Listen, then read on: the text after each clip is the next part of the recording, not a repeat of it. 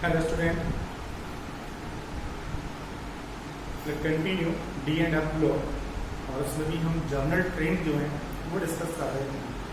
और general trend में भी हमारा जो टॉपिक चल रहा था वो चल रहा था oxidation state. In previous class वो डिस्कस अबाउट ऑक्सीडेशन स्टेट और उसमें हमने बहुत सारे जो पॉइंट्स थे ऑक्सीडेशन स्टेट के वो डिस्कस कर लिए। आज हम उसमें थोड़ा सा लास्ट का जो पोर्शन है ऑक्सीडेशन स्टेट से उसे डिस्कस कर रहे हैं। अगर हम एक बार रिकैप करें तो उसमें हमने कहा कि जो ट्रांजिशन मेटल्स होती हैं वो वेरिएबल ऑक्सीडेशन स्टेट शो करती हैं। उसमें एस और डी के दोनों इलेक्ट्रॉन पार्टिसिपेट करते हैं। किसकी कौन सी ज़्यादा स्टेबल होती है ऑक्सीडेशन स्टेट, ये इलेक्ट्रॉनिक कॉन्फिगरेशन पर डिपेंड करता है। कुछ ऐसे भी एलिमेंट थे जो वेरिएबल ऑक्सीडेशन स्टेट शो नहीं करती हैं। कॉमन ऑक्सीडेशन स्टेट +2 होती है, कुछ +1 भी शो करते हैं। मैक्सिमम ऑक्सीडेशन स्टेट जो है वो मैग्नीज की हुआ करती थी और वो कैसे कैलकुलेट करते थे, वो हम कैलकुलेट करते थे number of unpaired electron D plus electron of S subshell, दोनों को जोड़ करके और हम मैक्सिमम ऑक्सीडेशन स्टेट निकाला करते थे। और फिर उसमें हमने ये भी पढ़ा लास्ट में कि जो लोअर जो एलिमेंट मतलब हायर जो एलिमेंट है, हैवियर जो एलिमेंट है, हैवियर नीचे वाले एक ग्रुप के अंदर अगर हम बात करें तो एक ग्रुप में जो हैवियर मेटल्स जो हैं उनकी हाई ऑक्सीडेशन स्टेट ज़्यादा स्टेबल होती है, जबकि उसी ग्रुप के अंदर ऊपर वाली मीन्स लाइटर जो मेटल्स है उनकी लोअर ऑक्सीडेशन स्टेट ज़्यादा स्टेबल होती है। वहीं पर हमने डिस्कस किया। अब हम थोड़ा सा और आगे डिस्कस करेंगे। देखिए, हाई जो ऑक्सीडेशन स्टेट होती है, हायर ऑक्सीडेशन स्टेट किसी भी मेटल में हायर जो ऑक्सीडेशन स्टेट होती है ये जनरली हायर ईएन वाले जो एलिमेंट होते हैं, हायर ईएन एलिमेंट ये इनके साथ ही शो की जाती है।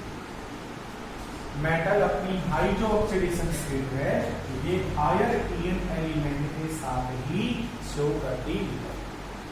जैसे मैग्नीज जो है उसकी हायर ऑक्सीडेशन स्टेट +7, तो ये किसके साथ शो करेगी +7?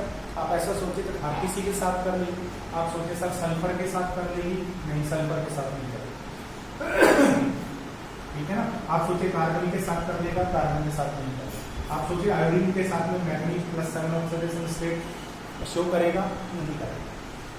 मेटल जो है ये मेटल हाई जो ऑक्सीडेशन स्टेट होती है ये हायर ईएन एलिमेंट के साथ ही शो करती है।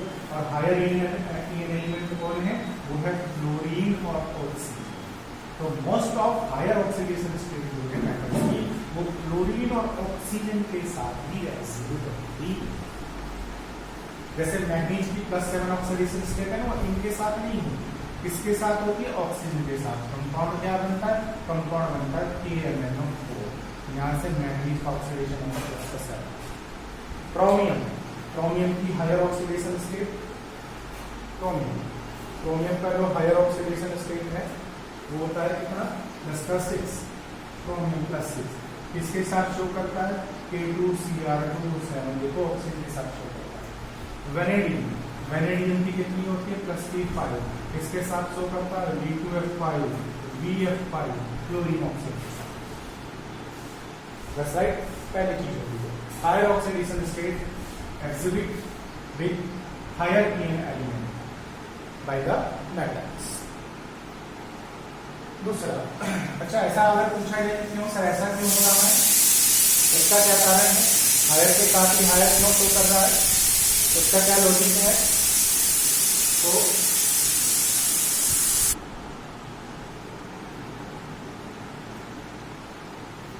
क्लोरीन और ऑक्सीजन के साथ में ये शो करता है। क्वेश्चन अराइज होता है कि sir higher oxidation state higher EN के साथ ही, तो बहुत वेल नोन फैक्ट यहाँ पर काम करता है। और वो फैक्ट कौन सा था कि अगर आपके पास हाई पॉजिटिव चार्ज अगर है तो हाई पॉजिटिव चार्ज को कौन स्टेबलाइज करेगा? हाई नेगेटिव चार्ज ही स्टेबलाइज करेगा। That means high positive charge high negative charge से ही स्टेबलाइज होता है, वहीं पर ही कंपाउंड का स्टेबल कंपाउंड का फॉर्मेशन होता है। और हायर ऑक्सीडेशन स्टेट इसका मतलब मेटल के ऊपर हाई पॉजिटिव चार्ज, और हायर ईएन एलिमेंट है इसका मतलब उसके ऊपर क्या होगा? हाई नेगेटिव चार्ज होगा। इस कारण से ज्यादा जो स्टेबल कंपाउंड है हाई ऑक्सीडेशन स्टेट के वो हायर ईएन एलिमेंट के साथ। दूसरा, यहाँ पर भी अब एक क्लासिफिकेशन और वेरिएशन है, और वो टेक्निकल पॉइंट क्या है, वो है कि मेटल जो होती है, ये मेटल अपनी हाई जो ऑक्सीडेशन स्टेट है, ये हायर ईएन एलिमेंट के साथ शो करती है, फ्लोरीन लाइक ऑक्सीजन के साथ। बट इसमें भी याद रखना है, इसमें भी मेटल अपनी हाई ऑक्सीडेशन स्टेट है ना, वो फ्लोरीन की बजाय ऑक्सीजन के साथ ज्यादा प्रेफर करती है, ऑक्सीजन के साथ ज्यादा ऑक्सीडेशन स्टेट शो करती है। जैसे मैग्नीज है, तो मैग्नीज +7 है ऑक्सीडेशन स्टेट, ऑक्सीजन के साथ शो करता है। अगर आप सोचे मैग्नीज जो है वो क्लोरीन के साथ करे, MnF7 बन जाए, ऐसा नहीं बने। हायर जो ऑक्सीडेशन स्टेट है वो हायर ईएन एलिमेंट के साथ होते हैं, लेकिन उस हायर ईएन एलिमेंट में भी फ्लोरीन की बजाय इसको प्रेफर किया जाता है ऑक्सीजन को, ऑक्सीजन के साथ ये ज्यादा हायर ऑक्सीडेशन स्टेट शो करता है। ये क्वेश्चन भी टेक्निकल है और पूछा जाता है कि बताइएगा फ्लोरीन और ऑक्सीजन में से भी किसके साथ ज्यादा हायर ऑक्सीडेशन स्टेट जो है वो एग्जिबिट होती है, तो किसके साथ होती है, ऑक्सीजन के साथ। अब पूछा जाए वाई ऑक्सीजन के साथ भी क्यों होती है, why they show higher oxidation state with oxygen instead of fluorine, explain why. क्यों, तो उसका जो लॉजिक है वो होता है कि जो ऑक्सीजन है ना, ये ऑक्सीजन और फ्लोरीन, देखो मेजर डिफरेंस क्या है, ईएन दोनों के अप्रॉक्स बराबर है, फ्लोरीन की ज्यादा होती है, बट मेजर डिफरेंस ये, फ्लोरीन जो होता है इसके आउटर शेल में कितने इलेक्ट्रॉन होते हैं, 7 इलेक्ट्रॉन होते हैं। ऑक्टेट पूरा करने के लिए ये केवल 1 इलेक्ट्रॉन की शेयरिंग करता है। इट मींस फ्लोरीन जो है वो केवल सिंगल बॉन्ड बनाता है, जबकि ऑक्सीजन जो है ये डबल बॉन्ड का फॉर्मेशन करता है, सिग्मा और पाई बॉन्ड बनाता है, डबल बॉन्ड का फॉर्मेशन करता है। इस कारण से ऑक्सीजन जो है ना उसके साथ ज्यादा हायर ऑक्सीडेशन स्टेट वाले कंपाउंड बनाए जाते हैं, because oxygen form double bond sigma plus में पाई।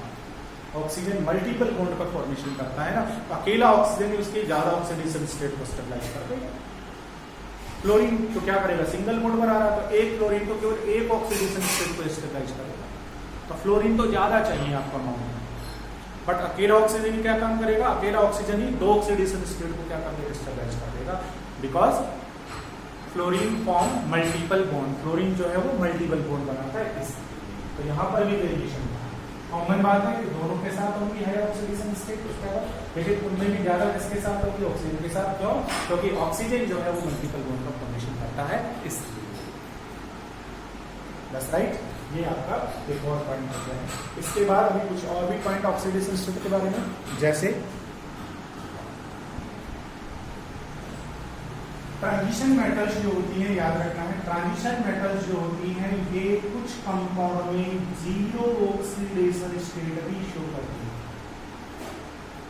0 ऑक्सीडेशन स्टेट। इट मींस इनका कोई इलेक्ट्रॉन बाहर ही ना जाए, 0 ऑक्सीडेशन स्टेट भी शो करती है। अब करती है तो देखिएगा, जब ये जो ट्रांजिशन मेटल्स होती है ये जब लिगेंड के साथ में कंबाइंड होती है और कोऑर्डिनेशन कंपाउंड का फॉर्मेशन करती है, तो ऐसा हम पढ़ने वाले हैं कोऑर्डिनेशन कंपाउंड, ये जो चैप्टर है उसके अंदर मेटल्स, ट्रांजिशन मेटल्स जो लिगेंड के साथ कोऑर्डिनेशन कंपाउंड का फॉर्मेशन करती हैं, तो बहुत बार ये 0 ऑक्सीडेशन स्टेट भी शो करती है।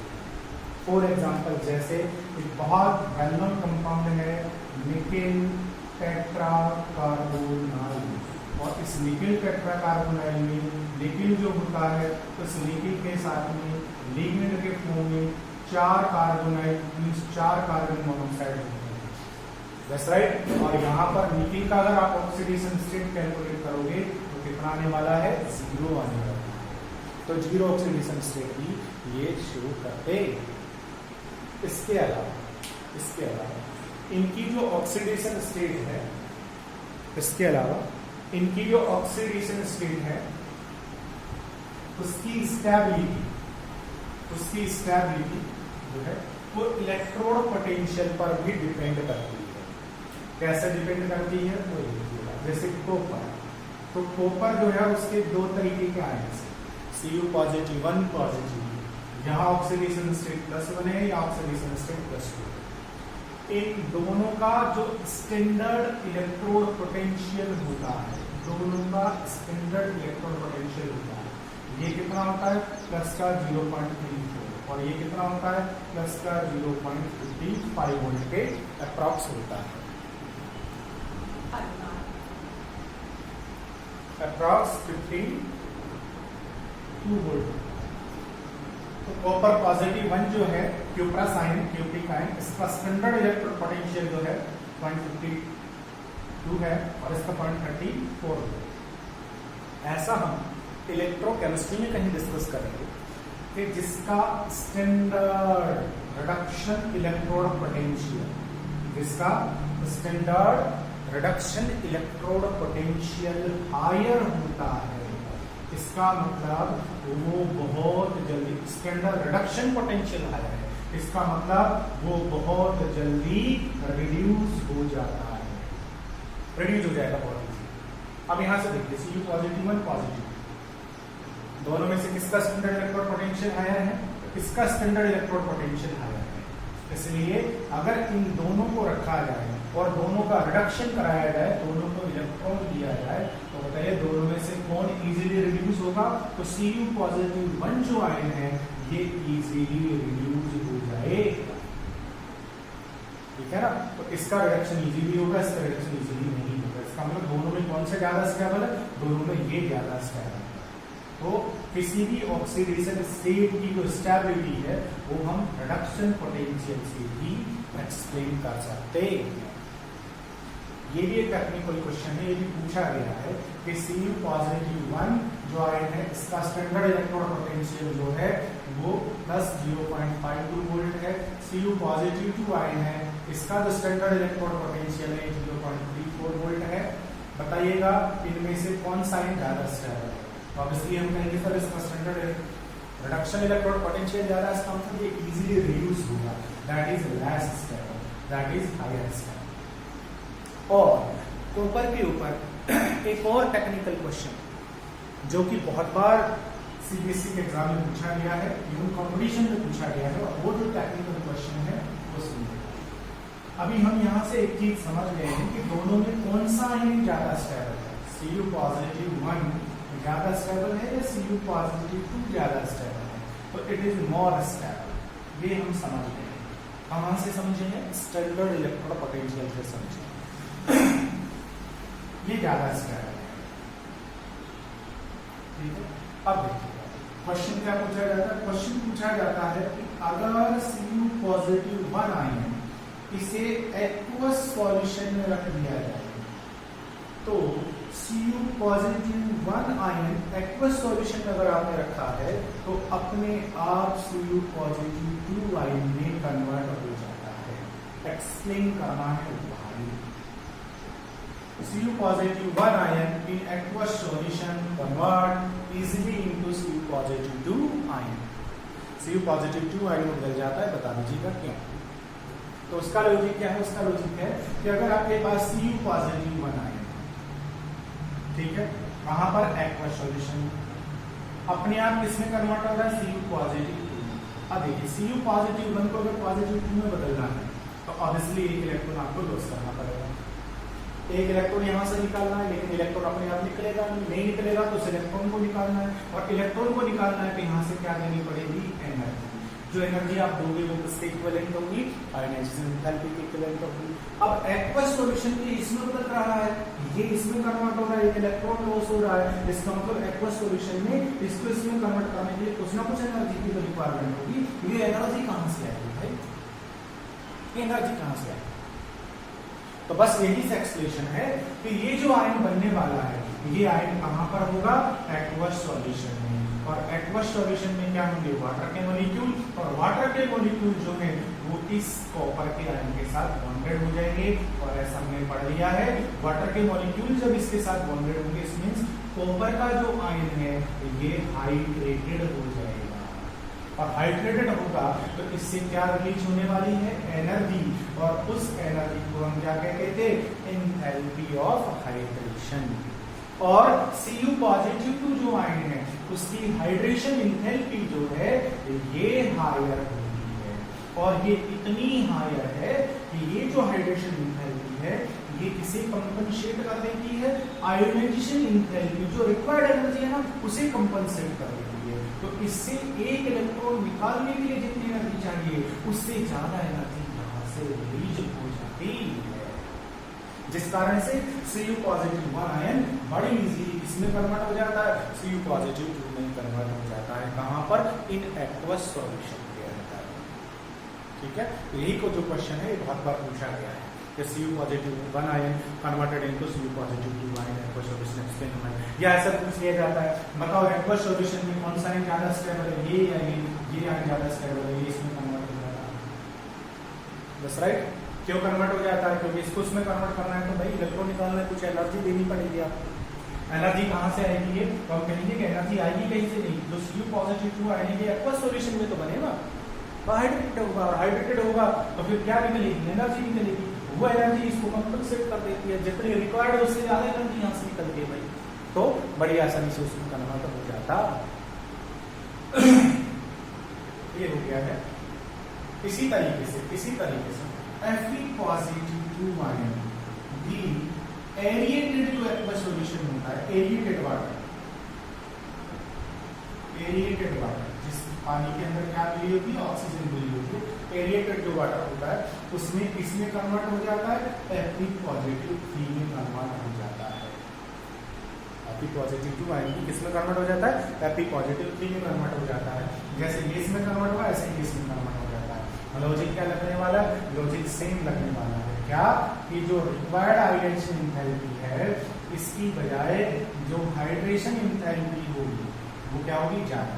ये कौन सी आयोनाइजेशन एंथैल्पी है? क्योंकि एक इलेक्ट्रॉन निकाले, अब आपने सेकंड इलेक्ट्रॉन निकालना है, इसका मतलब सेकंड आयोनाइजेशन एंथैल्पी से क्या ज्यादा होने वाली है? Hydration enthalpy. किसकी ज्यादा होने वाली है? Cu पॉजिटिव 2 आयन की हाइड्रेशन एंथैल्पी ज्यादा होगी, तो वो एनर्जी को कंपनसेट कर देगी। सेम इसी तरीके से यहाँ पर क्या होगा? यहाँ पर अब आपको इससे ही बनाना है, इससे आपको एक इलेक्ट्रॉन लॉस करना है। इसका मतलब सेकंड जो नहीं थर्ड जो आयोनाइजेशन एंथैल्पी है और हाइड्रेशन एंथैल्पी, ठीक है ना? ये तो हाइड्रेशन एंथैल्पी किसकी? Fe पॉजिटिव 3 आयन की ग्रेटर देन था। इस तरीके से हम ऑक्सीडेशन स्टेट की एक्वस सॉल्यूशन में स्टेबिलिटी एक्सप्लेन कर सकते हैं, कौन सा ज्यादा स्टेबल, कौन किसमें कन्वर्ट होता है, और ऐसे जो टेक्निकल क्वेश्चन है एग्जाम में पूछे जाते हैं, कंपटीशन लेवल के एग्जाम में भी पूछे जाते हैं। ये हो गया है ऑक्सीडेशन स्टेट। ऑक्सीडेशन स्टेट होने के बाद में फिर हम एक्सप्लेन करेंगे नई ट्रेड या नई जो प्रॉपर्टी है, और वो है कलर या कलरफुल कंपाउंड या कलरफुल आयंस।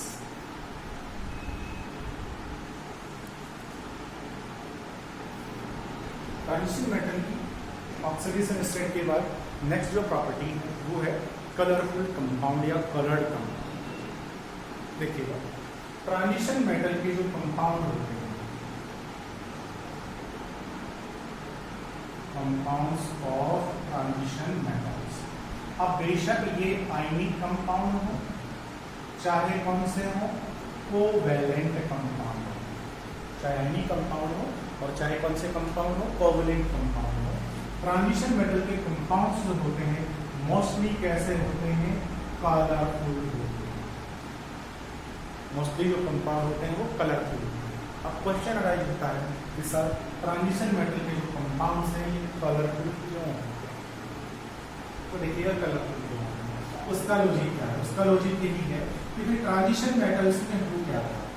ट्रांजिशन मेटल्स के अंदर होता ये है कि जो s के इलेक्ट्रॉन है 1 2 दूरी है और उससे इनर शेल पेनिट्रेटिंग शेल में d के है।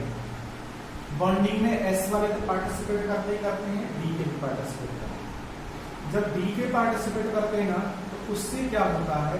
d के जो 5 ऑर्बिटल्स थे, इन 5 ऑर्बिटल्स की क्या हो जाती है? स्प्लिटिंग हो जाती है। ऐसा हम कहाँ पर पढ़ने वाले हैं? कोऑर्डिनेशन कंपाउंड में पढ़ने वाले हैं, और अभी ऑक्सीडेशन स्टेज में थोड़ा सा, जिससे डी के जो 5 ऑर्बिटल थे उसकी स्प्लिटिंग होकर के ऑर्बिटल्स के 2 सेट का फॉर्मेशन हो जाता है। 3 ऑर्बिटल्स का जो सेट है that known as T2G orbital, और 2 ऑर्बिटल का जो सेट है that known as EG orbital. D के अंदर यहाँ पर जो इलेक्ट्रॉन्स होंगे वो इलेक्ट्रॉन जब फिल होंगे तो एनर्जी के अकॉर्डिंग फिल होंगे, तो पहले इलेक्ट्रॉन यहाँ फिर यहाँ, जब यहाँ पर डी में, ये जो डी है, जब यहाँ पर इस डी में जब भी कोई अनपेयर्ड इलेक्ट्रॉन होगा, अनपेयर्ड इलेक्ट्रॉन जब भी डी में होगा, चाहे कोई सही डी, तो वो अनपेयर्ड इलेक्ट्रॉन जो होगा वो इलेक्ट्रॉन एनर्जी को एब्जॉर्ब करके और यहां से यहां चला जाएगा। कंपाउंड बना, मेटल का कंपाउंड बना, कंपाउंड के अंदर एस और डी का ऑर्बिटल में पार्टिसिपेट की है, जिससे डी के जो ऑर्बिटल थे उनकी स्प्लिटिंग हो गई है। तो स्प्लिटिंग होने से क्या हो गया है, दो ऑर्बिटल्स का सेट बन गया है। कंपाउंड के अंदर जो कंपाउंड उसमें डी के ऑर्बिटल के दो सेट। अब जैसे इसके ऊपर सनलाइट आकर के स्ट्राइक, तो क्या होगा, सनलाइट जैसे स्ट्राइक होगी तो ये जो अनपेयर्ड इलेक्ट्रॉन है, ये इलेक्ट्रॉन उस सनलाइट से एनर्जी को एब्जॉर्ब करेगा और एब्जॉर्ब करके और क्या हो जाएगा, एक्साइटेड हो जाएगा और हायर एनर्जी लेवल में चला जाएगा। एनर्जी का कुछ पार्ट उसने एब्जॉर्ब कर लिया है और बाकी एनर्जी को क्या करते हैं, वो एमिट कर दिया।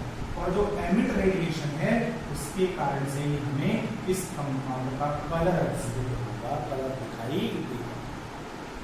कौन सा कलर दिखाई देगा, तो जो रेडिएशन उसने एब्जॉर्ब की है उसका कॉम्प्लीमेंट्री कलर हमें दिखाई देगा। ऐसा हम कोऑर्डिनेशन कंपाउंड में डिस्कस करेंगे, यहाँ इतना डीपली पढ़ने की जरूरत नहीं है। ठीक है, तो सीधा सीधा हम कहेंगे कि मेटल के जब कंपाउंड बनेंगे तो डी के जो ऑर्बिटल्स हैं उनकी स्प्लिटिंग हो जाती है, जिससे ऑर्बिटल्स के टू सेट का फॉर्मेशन होता है। जब सनलाइट गिरेगी उनके ऊपर तो जो अनपेयर्ड, नेसेसरी कंडीशन क्या है, अनपेयर्ड जो इलेक्ट्रॉन होते हैं वो अनपेयर्ड इलेक्ट्रॉन क्या करते हैं, एनर्जी को एब्जॉर्ब करके lower energy level to higher energy level excited हो जाते हैं। और ये जो प्रोसेस है, ये जो फिनोमिना हो रहा है ना, इस फिनोमिना को हम क्या कहते हैं, इस फिनोमिना को कहते हैं डी ट्रांजिशन। डी ट्रांजिशन, तो डी ट्रांजिशन को करने लगते हैं, जिसके कारण से इस कंपाउंड का हमें कलर दिखाई देता है। Colour right. तो कोऑर्डिनेशन, तो ट्रांजिशन मेटल के जितने भी कंपाउंड होते हैं, मोस्टली जो कंपाउंड है वो कलरफुल होते हैं। एक्सप्लेनेशन हम इस तरीके से कर सकते हैं।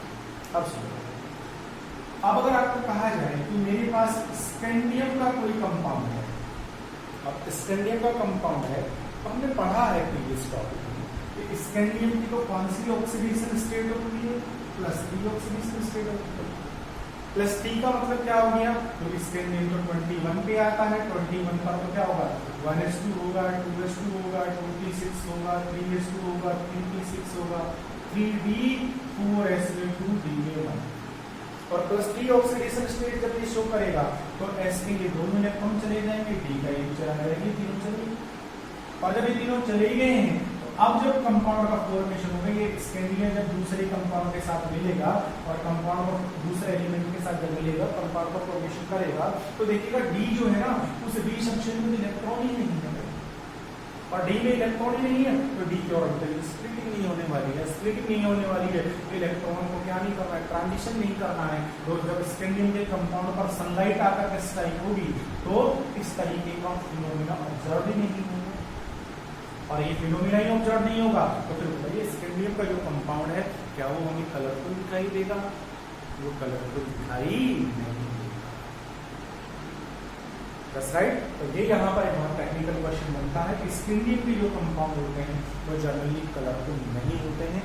एक्सप्लेन कीजिए क्यों नहीं होते कलर, क्योंकि स्कैंडियम का जो है वो +3 ऑक्सीडेशन स्टेट शो करता है अपने कंपाउंड में, और +3 के अंदर जो डी ऑर्बिटल उसमें इलेक्ट्रॉन नहीं होता, जिससे वहां डी ट्रांजिशन नहीं होगा। डी ट्रांजिशन कौन करेगा, अनपेयर्ड इलेक्ट्रॉन करेगा, और उसमें तो डी में इलेक्ट्रॉन ही नहीं। सेम कंडीशन कहां पर लगने वाली है, सेम कंडीशन लगने वाली है कहां पर, जिंक के ऊपर। जिंक के जो कंपाउंड होते हैं वो भी कलरफुल नहीं होते हैं जनरली। क्यों नहीं होते जिंक के कंपाउंड कलरफुल, क्यों, क्योंकि जिंक का कॉन्फ़िगरेशन क्या है, 3d10 4s2, और जिंक कौन सी ऑक्सीडेशन स्टेट शो करता है, +2। वो केवल s के 2 इलेक्ट्रॉन पार्टिसिपेट करते हैं, तो डी में कितने इलेक्ट्रॉन रहेंगे, 10, और डी में जो 10 होंगे, 10 इलेक्ट्रॉन होंगे, 1 2 3 4 5 6 7 8 9 10, 1 2 3 4 5 6 7 8 9 10।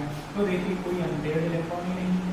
सारे के सारे ऑर्बिटल फिल हैं। तो बताओ जब यहाँ ऑर्बिटल में दो और दो इलेक्ट्रॉन है, टोटली फील्ड है, तो क्या ये इलेक्ट्रॉन यहाँ से यहाँ जाएगा, जाएगा तो कहाँ रहेगा भाई, ऑर्बिटल कहाँ मारेंगे। इसका मतलब जिंक में भी क्या नहीं होगा, डी ट्रांजिशन नहीं होगा, इसलिए जिंक के जो कंपाउंड है वो भी कलरफुल नहीं होंगे, स्कैंडियम के कंपाउंड भी कलरफुल नहीं होंगे। तो ये हो गया है कलरफुल कंपाउंड का फॉर्मेशन। ठीक है, कहा जाए कि ट्रांजिशन मेटल के कंपाउंड मोस्टली कलरफुल होते हैं। एक्सप्लेन कीजिए क्यों। तो कलरफुल होने का रीजन क्या है, रीजन होगा कि सर जब ट्रांजिशन मेटल के कंपाउंड क्या करते हैं, बॉन्ड का फॉर्मेशन करते हैं, तो उनके जो डी जो सब शेल के इलेक्ट्रॉन्स हैं वो भी पार्टिसिपेट करते हैं, जिससे डी सब शेल को ऑर्बिटल स्प्लिटिंग हो जाती है, जिससे दो सेट बनते हैं। जब सनलाइट उसके ऊपर क्या होगी, एक्सपोज होगी, तो जो डी के इलेक्ट्रॉन्स है वो एक सेट से दूसरे सेट में ट्रांजिशन करता है, मीन्स ट्रांजिशन होता है, जिसके कारण से कलर दिखाई देता है। स्कैंडियम में ऐसा नहीं हो पाएगा और जिंक में भी ऐसा नहीं हो पाएगा, क्योंकि इनमें डी के अंदर अनपेयर्ड इलेक्ट्रॉन्स प्रेजेंट नहीं। कलर होने के बाद फिर हम पढ़ेंगे इसकी next property.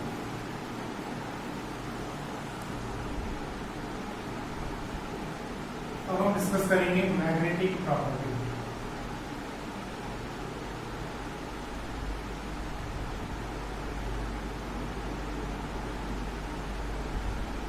Magnetic properties, magnetic property ये हमने कहीं जो सॉलिड स्टेट वाले चैप्टर है उसमें डिस्कस किया हुआ है कि अगर आपके पास में किसी भी तरीके का कोई भी कंपाउंड है,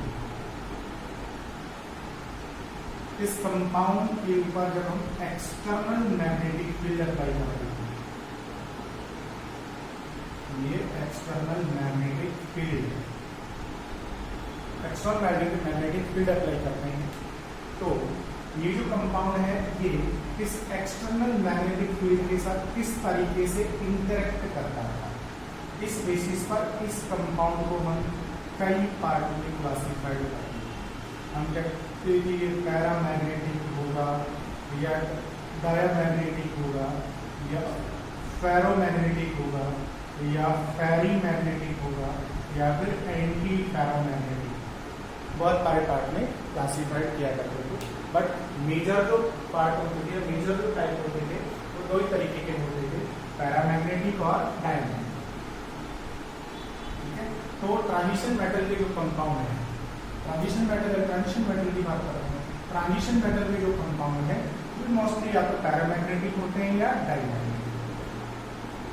अब ट्रांजिशन मेटल के कंपाउंड पैरामैग्नेटिक होंगे या डायमैग्नेटिक होंगे, लेकिन ट्रांजिशन मेटल्स में होता क्या है, ट्रांजिशन मेटल्स के अंदर न्यूक्लियस है, शेल होगा, सबशेल होगा, इलेक्ट्रॉन होगा। अब इलेक्ट्रॉन जो होता है एक चार्ज पार्टिकल है, और इलेक्ट्रॉन जो होता है बेटा, इस इलेक्ट्रॉन के दो तरीके के स्पिन होते हैं। कौन कौन से दो तरीके के मोशन होते हैं, एक तो ये अपना खुद का जो एक्सिस है ना, इसके ऊपर ही रोटेट होता है, इसको हम कहते हैं इसका स्पिन, और एक्सिस स्पिन मोशन कहते हैं। और दूसरा ये जो इलेक्ट्रॉन है ये न्यूक्लियस के अराउंड भी रिवॉल्विंग करता है, इसको हम क्या कह सकते हैं, ऑर्बिटल मोशन कह सकते हैं, ऑर्बिटल मोशन या ऑर्बिटल मोशन। इलेक्ट्रॉन जो है उस इलेक्ट्रॉन के दो तरीके के मोशन होते हैं, एक स्पिन मोशन होता है अपने एक्सिस पर और एक न्यूक्लियस के अराउंड।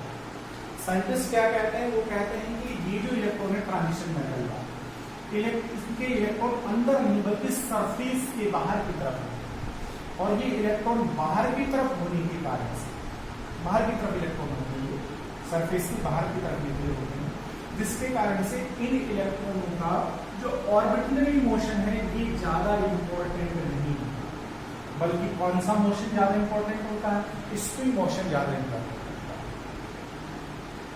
जिस कारण से ये जो इलेक्ट्रॉन है ट्रांजिशन मेटल के, ये इलेक्ट्रॉन जब स्पिन करते हैं तो उसके कारण से इनका मैग्नेटिक मोमेंट डेवलप हो जाता है, और ट्रांजिशन एलिमेंट का जो मैग्नेटिक मोमेंट होता है, ये मैग्नेटिक मोमेंट इलेक्ट्रॉन का स्पिन भी और ऑर्बिटल मोशन भी, एक्चुअल में इलेक्ट्रॉन के मैग्नेटिक मोमेंट में होता तो दोनों का रोल है, दोनों का रोल होता है इलेक्ट्रॉन के मैग्नेटिक मोमेंट में, लेकिन ट्रांजिशन मेटल में ये इलेक्ट्रॉन सरफेस की तरफ ज्यादा होते हैं, जिस कारण स्पिन जो मोमेंट, स्पिन जो मोशन है, उस स्पिन मोशन का ज्यादा रोल होता है ऑर्बिटली भी मोशन का ज्यादा रोल नहीं होता, इसलिए ट्रांजिशन मेटल का मैग्नेटिक मोमेंट जो है वो केवल हम स्पिन मोशन से ही कैलकुलेट करते हैं। और मैग्नेटिक मोमेंट को स्पिन मोशन से कैलकुलेट करने के फॉर्मूला दिया गया है कि ट्रांजिशन मेटल का magnetic moment is equal to n+2 Bohr magneton, ऐसा करके हम निकाल सकते हैं।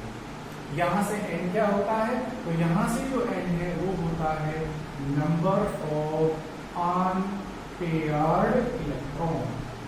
और यही फॉर्मूला कहाँ काम आएगा, यही फॉर्मूला मैग्नेटिक मोमेंट कैलकुलेट करने में काम आता है कोऑर्डिनेशन कंपाउंड में।